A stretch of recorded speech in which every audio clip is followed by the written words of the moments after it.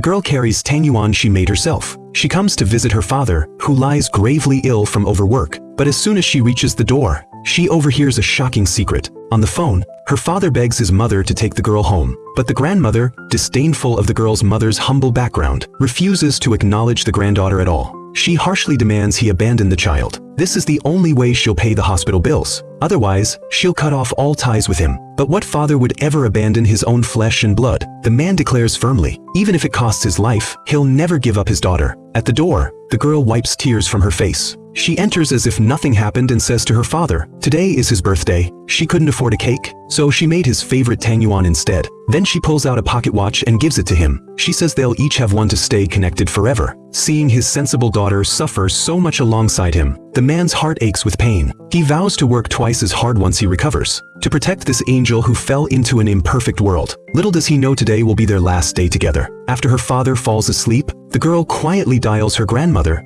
whom she's never met. She says she'll leave her father voluntarily, and begs the grandmother to take her father back for treatment immediately. She then leaves a pre-written letter behind quietly. Kneeling, she kowtows deeply to her father several times. 爸爸，对不起，是女儿骗了你，只有女儿走了，奶奶才会给你治病。 The man seems to hear his daughter's voice, and soon jolts awake from his dream. He finds his daughter's heartfelt farewell letter. Tears burst from his eyes uncontrollably. He then searches frantically in all directions. But no matter how hoarsely he shouts, his daughter is nowhere to be found. He is then taken back home by his mother. 12 years pass in the blink of an eye. The girl relies on her mother's contacts to seek refuge with her uncle's family. However, the uncle takes her in not out of kinship, but because of her sharp mind and academic excellence. He hopes her intelligence and good grades will benefit his own daughter someday. As a result, she receives no warmth in this household. At a young age, she takes on all household chores. She even weaves bamboo baskets to pay for her schooling. But the girl couldn't care less about these hardships. She's just grateful to have a temporary place to stay. She's the top scorer in this year's college entrance exam,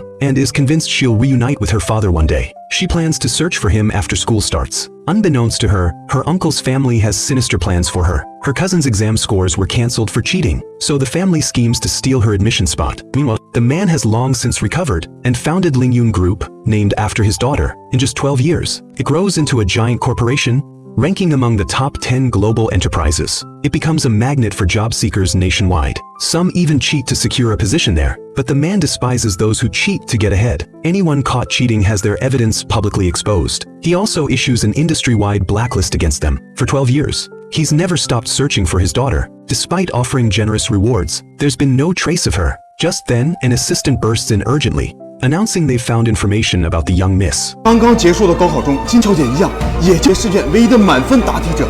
她的名字跟大小姐一样，也叫许明韵。啊，人在哪里？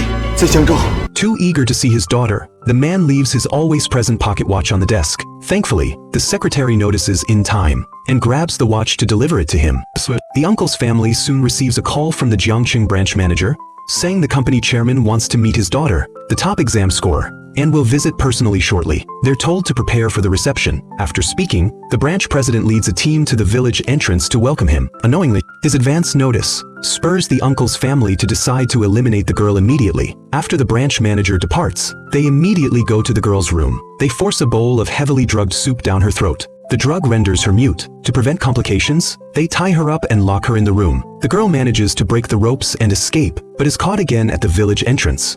Thankfully, the man passes by at that moment and immediately intervenes to stop them. The girl recognizes the man as her father at first glance and breaks free to run toward him, but her damaged throat prevents her from speaking. The man can't understand her gestures. Onlookers mistake her actions as a threat to the chairman. Seeing this, the uncle fears the truth will come out and quickly claims she's a deranged niece from a relative's family. She was caught cheating on the college entrance exam. He lies. The shock drove her mad, he claims. The man scolds her for dishonesty at such a young age. The girl struggles desperately to break free and accidentally drops her pocket watch. The man grows angrier at the sight, mistaking it for his own watch. He assumes she approached him to steal it. In this way, the girl is taken away by the villains right in front of her father. The man is invited to the uncle's home. He asks the scheming daughter to redo the final challenging question from the exam. He expects it to be a mere formality, but the girl breaks into a sweat without solving it. He also notices the girl's handwriting doesn't match the exam papers he saw at the company. The man can't stand such deception